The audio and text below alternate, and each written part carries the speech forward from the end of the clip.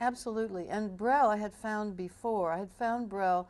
Jack Olson brought me the Brel album in 1963. It took me a while, but I eventually recorded Chanson des Vieux Amants, perhaps on In My Life. In fact, probably so. And Marika, I think, is also on In My Life. So I was already deeply involved with the French tradition, with the chanson, with the Brel, before I heard Leonard. And I agree, there's a different kind of continental feeling about this, which, by the way, I know led to my own writing. And my own writing was influenced by not only by being exposed to these things, but also by their revealing to me my earlier training, because I was trained as a classical pianist and I had all the influence of Chopin, Debussy, etc. All the French men.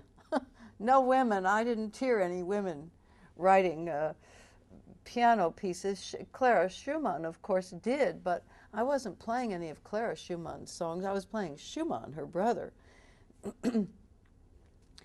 And so when I began to write, it was only because Leonard asked me why I wasn't writing my own songs. And the song that popped out immediately when I sat down at the piano, by then I had had to go to the piano to learn these songs, including Suzanne and Dress Rehearsal Rag and Pirate Jenny. And when I sat down to play, then out came Since You've Asked and Albatross. Very, very different songs than anything I had recorded previous to that. Different than the traditional things I was doing, different than Masters of War, different than Turn, Turn, Turn, with a legitimate link to the traditions of Europe, I think, through the classical composers that I'd studied all my life, and all of the influences that came together.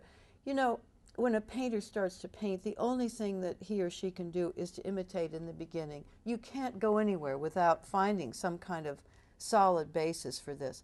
So probably for Leonard, the solid basis was the poetry that he wrote. For me, the solid basis was playing all of that Mozart and Debussy and Rachmaninoff, which then prepared me to hear what it was that Brel was doing, what it was that Leonard was doing, what it was that Dylan was doing. Not so unusual. People heard Dylan pretty quickly. And those who thought he could sing or could not sing were disillusioned of that belief pretty quickly. And adding the electric guitar swung him into a different area of rock and roll, which then reflected back on the music that everybody else was doing. I think it influenced folk rock, which I then was able to do by the time I was doing Who Knows Where the Time Goes, adding the rhythm sections, and getting lost in the sound of a rhythm section it became a problem for a while, because for a while I was going out with 17 people on the road, which I don't do anymore.